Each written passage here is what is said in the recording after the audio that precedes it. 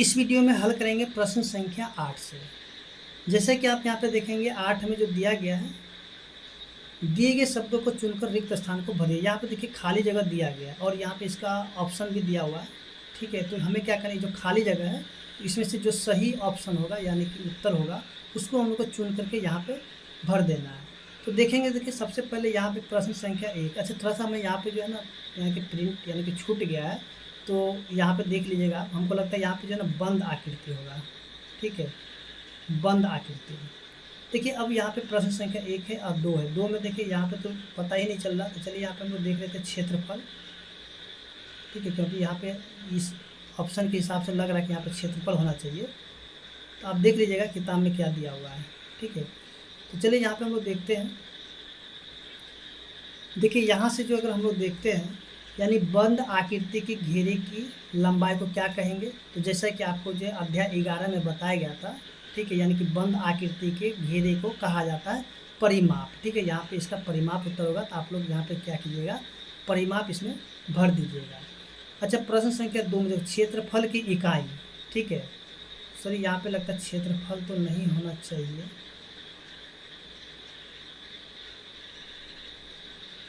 देखिए यहाँ पे जो है थोड़ा सा पता नहीं चल रहा, इसलिए हम यहाँ पर नहीं बता सकते, क्योंकि यहाँ पे लगता है क्षेत्रफल नहीं होगा। ठीक है,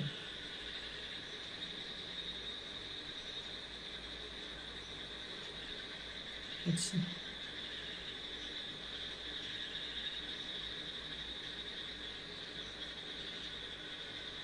अच्छा, यहाँ पे जो भी होगा हमको लगता है यहाँ पे उसका उत्तर जो है ना क्षेत्रफल ही होना चाहिए। चलिए यहाँ पे क्षेत्रफल नहीं। चलिए यहाँ पे जो ये प्रश्न संख्या 2 हम तो अभी नहीं बता सकते, क्योंकि यहाँ पे लगा ये गलत हो जाएगा। ठीक है, बताने से। तो चलिए आप लोग यहाँ पे देखेंगे, अगर मिलेगा तो फिर से आपको बता दिया जाएगा। देखिए प्रश्न संख्या 3 में देखेंगे, किसी आकृति की सभी किनारों का योगफल क्या होता है। तो जैसे कि आपको बताया गया था कि किसी भी आकृति के सभी किनारों का योगफल जो होता है उसका परिमाप होता है। ठीक है, प्रश्न संख्या 4 में जो दिया है, घेरे के अंदर का क्षेत्र को क्या कहेंगे, तो देखिए ये होता है क्षेत्रफल होता है। ठीक है, अब प्रश्न संख्या जो 5 है, किसी आयताकार आकृति की लंबाई अगर दुगनी तथा चौड़ाई को आधी करने पर उसका क्षेत्रफल क्या होगा। तो देखिए अगर यहाँ पे हम लोग देखेंगे तो ये क्या परिवर्तित रहेगा, यानी कि परिवर्तन हो जाएगा। ठीक है, अगर आप इसको समझना चाहते तो देखिए, चलिए हम यहाँ पे समझ लेते हैं। देखिए यहाँ पे दिया लंबाई दुगनी कर देते हैं, चौड़ाई को आधी कर देते हैं। ठीक है, मान लेते हैं यहाँ पे प्रश्न संख्या जो कि 5 है, अगर इसकी लंबाई माने लंबाई को हम मान लेते हैं कितना, चलिए हम लोग लंबाई कर लेते हैं 4। ठीक है, और चौड़ाई को क्या कर लेते हैं, मान लेते हैं 2। अगर इसका हम लोग क्षेत्रफल अगर निकाल लेते हैं तो 4 दूनी इसे 4 गुना में 2 यानी कि 8 हो जाता है। ठीक है, अब आगे जो इसका थोड़ा सा हम लोग देखते हैं फिर से। ठीक है, यानी कि इसको हम लोग मान लिए कि लंबाई को हम खुद से मान लिए 4, चौड़ाई को खुद से मान लें 2। ठीक है, तो इसका क्षेत्रफल क्या हो जाएगा, 8 हो जाएगा। ठीक है, अब आगे जो हम लोग पढ़ते हैं, अब आगे क्या करता है, इसकी लंबाई को अगर किसी आकृति की लंबाई दुगनी कर दे, लंबाई कितना 4 था, तो अब लंबाई क्या हो गया, यानी कि अब जो लंबाई हो गया इसका दुगना यानी कि 8 हो गया। ठीक है, इसके बाद जो है लंबाई क्या हो गया सभी यहाँ पे, चलिए इसका दुगना यानी कि 8 हो गया। इसके चौड़ाई को आधा कर देते हैं, चौड़ाई कितना है 2 है, तो 2 का जब आधा कर देते हैं यानी चौड़ाई को, तो ये हो जाता है 1।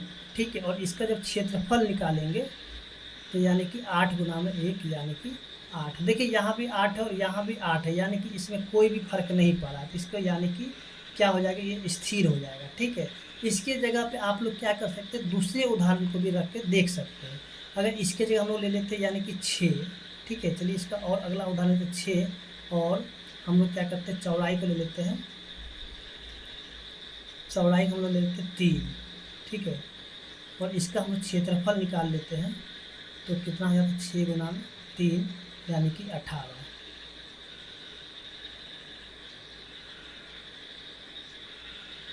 ठीक है, और इसका अगर इसको हम दुगना कर देते हैं, दोनों लंबाई हो जाता है यानी कि 12। ठीक है, लंबाई क्या हो जाएगा 12, और इसका आधा करेंगे, किसका अगर इसका हम लोग आधा कर देते हैं, यानी कि चौड़ाई को आधा करें, यानी कि 3/2, ठीक है, 3/2 हो जाएगा। और इसका हम लोग क्षेत्रफल निकाल लेते हैं, ठीक है। तो क्षेत्रफल क्या, 12 गुना में 3/2 काटेंगे तो 6, तो 6 तिया 18। देखिए यहाँ भी 18 और यहाँ भी 18, यानी कि ये अस्थिर रहेगा, ठीक है, प्रवर्तित नहीं होगा, ये अस्थिर रहेगा, ठीक है। अब देखिए यहाँ से क्षेत्रफल की इकाई यानी कि क्या होगा, तो देखिए क्षेत्रफल की इकाई होगा हमेशा वर्ग होगा, ठीक है। इसके आयताकार क्षेत्रफल का लंबाई तथा चौड़ाई का क्या होता है, योगफल होता है कि गुणनफल होता है। देखिए क्षेत्रफल हमेशा क्या होगा, इसका गुणनफल होगा, ठीक है। वर्ग के परिमाप में 4 से क्या करेंगे, यहाँ पे गुना करने पर वर्ग की भुजा प्राप्त होती नहीं। जब यहाँ पे देखिए जो वर्ग का परिमाप होगा, ठीक है, अगर उसमें हम लोग 4 से जब भाग देंगे तो हम लोग को क्या होगा, भुजा प्राप्त होती है। यहाँ पे भाग पे टिक लगा लेंगे। अब देखिए कोई वस्तु जितना स्थान घेरती है वह क्या होता है, उसका देखिए उसका आयतन कहलाता है। जैसे कि आपको इसी में बताया गया था, एक अध्याय 12 में चीज़ पढ़ाया गया था, ठीक है। किसी बर्तन के धारण करने की क्षमता क्या कहलाती है, देखिए बर्तन के धारण करने की क्षमता होता है इसका धारिता, ठीक है। तो इस तरीके से जो कि प्रश्न संख्या 8 है वो हल हो चुका है, और उम्मीद करते हैं कि आपको समझ में आ गया होगा। अब देखिए यहाँ से जो हम लोग देखेंगे, जो कि ये जो प्रश्न दिया गया है, यानी कि सही उत्तर पर हमें क्या करना है, सही का निशान लगाना है, ठीक है। तो चलिए यहाँ पे देखते, देखिए यहाँ पे 3 सेंटीमीटर, 4 सेंटीमीटर, 5 सेंटीमीटर भुजा वाले त्रिभुज का परिमाप क्या होगा। देखिए यहाँ पे परिमाप की बात कहा जाती है, इन सभी को हम लोग जोड़ देंगे, 3 और 4 7, 7 और 5 12, तो इसका आंसर हो जाएगा 12। अच्छा, आयताकार क्षेत्र का परिमाप की गणना के लंबाई तथा चौड़ाई का क्या करते हैं, जोड़ते हैं। देखिए आयताकार के परिमाप की गणना के लिए लंबाई तथा चौड़ाई क्या करते हैं, 2 बार हम लोग जोड़ेंगे, ठीक है। कितने बार जोड़ेंगे, 2 बार। अच्छा, वर्ग की भुजा अगर दुगनी करने पर क्षेत्रफल क्या हो जाता है, तो देखिए हम लोग जैसे कि अब इसको हम लोग फिर से उदाहरण के माध्यम से ही समझेंगे।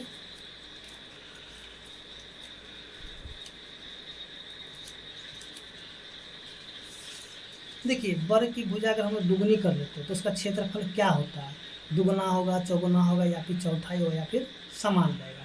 तो चलिए हम लोग यहाँ पे देखते हैं प्रश्न संख्या 3 को। मान लेते हैं कि वर्ग की भुजा, ठीक है, वर्ग की भुजा कितना है, मान लेते हैं, हम कुछ भी मान लेंगे यहाँ से। चलिए हम लोग इसको मान लेते हैं 8 सेंटीमीटर, चलिए 8 मान लेते हैं, ठीक है। तो इसका जो क्षेत्रफल अगर हम लोग निकाल लेते हैं तो ये क्या हो जाएगा, 8 गुना में 8 यानी कि 64, ठीक है। अब कहता है कि भुजा को दुगुना कर लेते हैं। देखिए यहाँ थोड़ा सा बड़ा मान हो गया, चलिए ठीक है, कोई बात नहीं, बड़ा है। अब फिर से हम क्या करते हैं, वर्ग की भुजा जिसको दुगुना करेंगे, ठीक है। अगर दुगुना करते यानी कि 8 गुना में 2, ठीक है, यानी कि 16, ठीक है। तो इसका क्षेत्रफल अगर निकालेंगे तो यानी कि 16 गुना में 16, तो 16 को जब 16 से गुना करते तो आता है 256। तो देखिए यहाँ पे क्या है, 64 है, 64 का दुगुना क्या हो जाता है,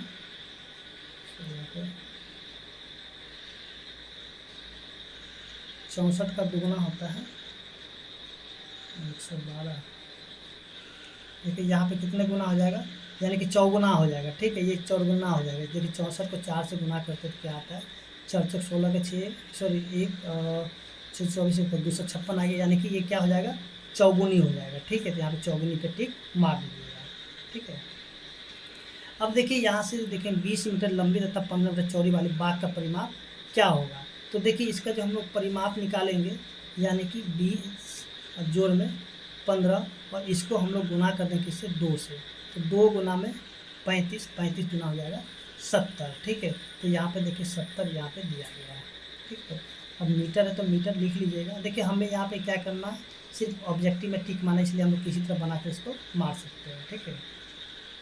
आयतन की गणना किससे होती है, अब कहता है कि यहाँ पे जो आयतन होता है हम लोग किसका निकालते हैं, एक विमीय आकृति होती है, या फिर द्विविमीय आकृति, या फिर त्रिविमीय आकृति, या फिर इनमें से सभी।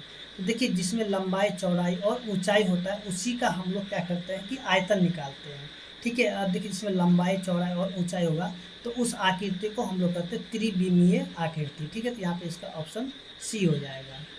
तो इस तरीके से हम लोग देखते हैं, जो कि इसका अभ्यास 1 है हल हो चुका है, और उम्मीद करते हैं कि आपको समझ में आ गया होगा। और हम लोग देखते हैं अगले वीडियो में अगले अध्याय को।